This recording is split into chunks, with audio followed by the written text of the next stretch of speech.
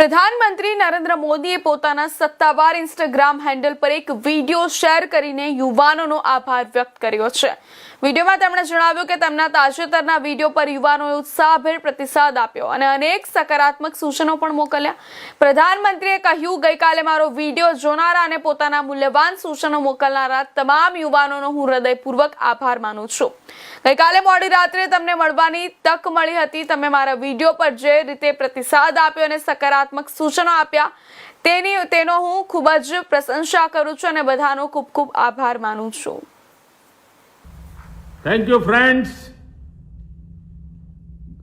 कल देर रात आपसे मिलने का मौका मिल गया। मेरे जो वीडियो पोस्ट किया था उसको जिस प्रकार से आपने रिस्पॉन्ड किया, सकारात्मक सुझाव दिए, थैंक्स टू एवरीबॉडी। ये आपका प्यार बना रहेगा, हमारा नाता